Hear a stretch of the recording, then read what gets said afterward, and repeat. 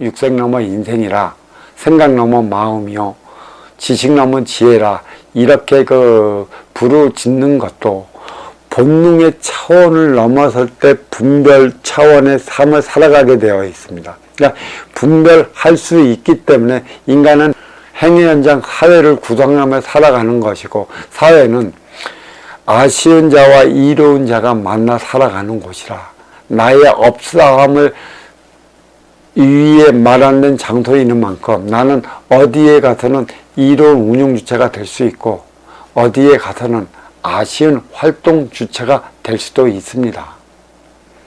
그래서 지금까지도 우리는 육성의 물질 문명을 업그레이드 시제 1988년 전후로 쌓아왔습니다. 쌓아왔던 만큼 우리는 아쉬운 자와 이로운 자에 대한 분별을 바로 서기 시작을 했었고요. 본능적 차원의 삶이 육생이라는 것도 알았다면 분별적 차원의 삶이 인생이라는 것도 알았다는 것입니다. 그러니까 육생살이 선천시대는 본능적 차원으로 내 육을 건사하기 위한 삶을 살아왔다면, 인생살이 인생시대는 그 분별적 차원으로 너를 위해 살아가야 하는 시대를 맞이했다는 것입니다. 즉 업장을 소멸해야 하는 시기가 다가왔다는 것이죠. 1대 36년, 3대 108년, 그 시기가 2024년 전후라 우리 민족, 뿌리 민족 통일의 원년이라 이렇게 얘기할 수 있는데, 문제는 통일은 한다 하나 하나 되어 살아가는 법을 모르면 우리는 재차 분열돼 사분우열된다는 것입니다. 이미 뿌리는 사분우열되어 있죠. 남북은 이념의 장벽으로 갈려져 있고, 동서는 지역 갈등의 감정으로 갈라져 있어 사분오열되어 살아가고 있다는 것입니다. 무엇 때문에 사분오열됐을까요? 하나 되어 살아가야 할 뿌리가 하나 되어 살아가지 못함에 따라 몸통을 통한 가지권의 삶들도 하나 되어 살아간다고는 하나, 총가를 앞세우고 심이 있는 자들이 심 앞에 무릎 꿇리는 시한 야릇한 논리들만 자리하고 있고, 또 심의 원리들만 자리하고 있기 때문에 그거는 결코 행복할 수 없는 삶인 것이죠. 화합할 수 없는 삶이라는 것이에요. 현대 사회는 무지무지 바빠집니다. 물질 문명을 이루어 나가는 만큼, 또 너와 내가 하나 되어 살아가야 하는 만큼 세계는 이제는 일일 생활권의 안에 들었다 해도 과언이 아닌 것이죠. 30몇 년만 하더라도 뿌리는 일일 생활권이라 부산에서 일보고 서울에서 올라가서 잠잘 수 있다는 것을 자랑스럽게 얘기를 했었는데, 글로벌 코리아를 외치면서부터 세계는 어느 순간에 일일 생활권으로 들어섰습니다. 왜 그럴까요? 하나 되어 살아가기 위한 것에 있습니다. 물론 육을 건사시키기 위한 육생량을 통해 너와 내가 만나겠지만, 육생량은 육을 건사시키기 위한 방편에 불과한 것이고, 결국 인과 인끼리, 인기와 인기끼리, 영혼과 영혼끼리 하나 되어 살아가기 위해서는 빈물질 차원 정신량이 필요하다는 것이죠. 이는 하늘이 만들어주는 것도 아니고 천지대자연이 만들어주는 것도 아닙니다. 인간 스스로가 너와 나의 영성을 높이기 위해, 너와 나의 에너지 질량을 높이기 위해 만들어 나가는 것이죠. 왜 하나 되는지 모르고, 만나면 어느 순간에는 기분 나쁘다 나밖에 모르고, 어느 순간에는 내 뜻에 따라준다 하고 배척하고, 어느 순간에는 주는 거 없이 밉다 하여 등 돌리며 내가 가진 것으로 나의 산만을 뽐내는 이들이 숱하게 있어질 텐데, 과연 그 생활이 얼마나 오래 갈까요? 아쉬워 차지해온 이와 하나 되어 살아가지 못하면 그로 인해 몸이 아파 병원 살이 면치 못한다는 사실을 알아야 할 것입니다. 이렇듯 표적은 우리 사이에 누구나 주고 받으며 살아가고 있습니다. 실질적으로 내가 주는 경우도 있고 또 제3자가 주는 경우도 있으며 대자연이 주는 경우도 있어요. 어려워졌다는 것은, 힘들어졌다는 것은 하나 되어 살아갈 때 하나 되어 살아가지 못한 것에 있다 하겠으니 하나 되어 살아가는 법이 무엇인지, 너를 위해 살아가야 하는 법이 무엇인지 이제는 밝혀내야 하고 이제는 배워야 할 때가 왔습니다.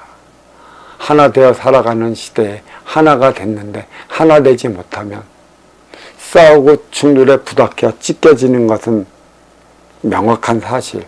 이로 인해 우리는 또 다른 아픔 속에 동족상전보다 더한 비극 속에 살아가야 할지도 모르겠습니다.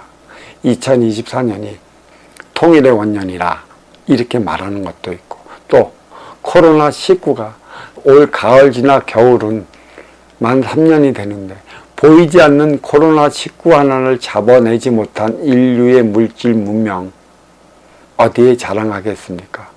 무엇을 위해 저 거만한 빌딩만 세우고 무엇을 위해 하늘을 날아다니고 무엇을 위해 나의 만족만을 위한 스포츠에 빠지고 무엇을 위해 내 입맛 맛을 위한 맛에 빠지고 무엇을 위해 반려동물에 빠져 내 앞에 온 인연의 그 기를 기울이지 못하는 이유가 어디에 있느냐는 것이죠.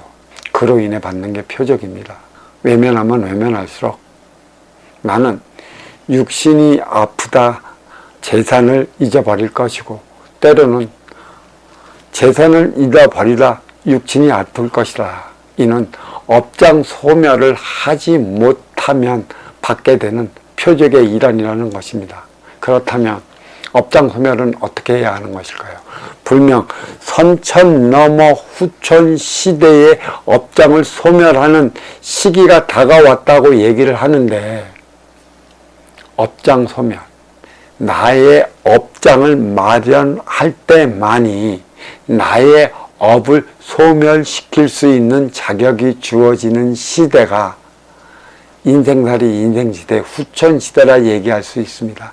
아쉬워 찾아가는 자의 입장으로서는 나의 아쉬움을 채워야 하는 육생살이 면치 못하니 나의 업을 언제 면할 수 있겠습니까?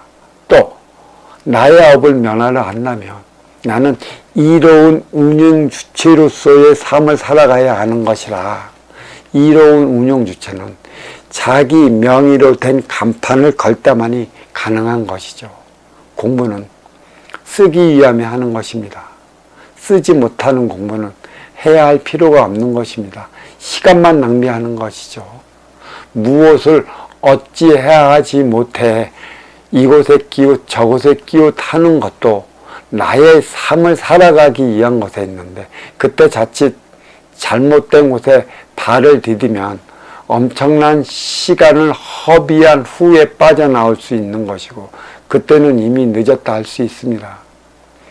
후천시대는 벌어놓은 걸 써야 하는 시대이기 때문에 아쉬운 자에서 이로운 자의 삶을 살아가기 위한 시대인 것입니다.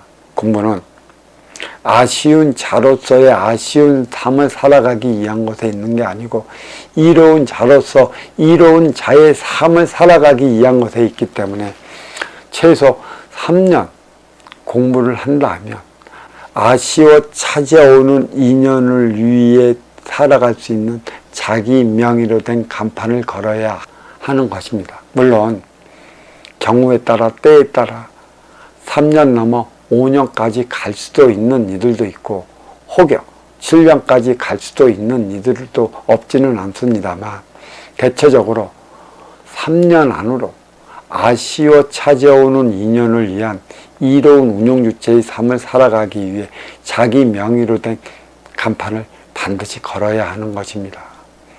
그것이 나의 업장이죠. 업장은 업을 사하는 장소라. 업을 사하는 장소는 내게 거기로서 운용의 주체로서의 삶을 살아가는 것이요. 아쉬워 찾아온 활동 주체의 아쉬움을 채워주고 그 아쉬움을 채워준 만큼의 하나 되어 살아갈 때 나는 그만큼의 업을 소멸한다 얘기할 수 있는 것입니다. 아쉬워 찾아온 아쉬운 이가 나의 그 힘으로 인해 운용 주체가 되어 그게 또 간판을 걸어 아쉬워 찾아오는 이들을 위한 삶을 살아간다면 이는 금상첨화, 이보다 더 좋을 수는 없는 것입니다. 업장이란 업을 소멸하기 위해 차리는 것이고 간판을 거는 것입니다. 달리 있지 않습니다. 하지만 간판을 걸고 나서 가장 중요한 것은 무엇이냐? 불러들인 인연을 어떻게 그가 부족한 것을 채워줄 수 있느냐. 또 간판이란 인포메이션, 무엇을 도와드릴까요?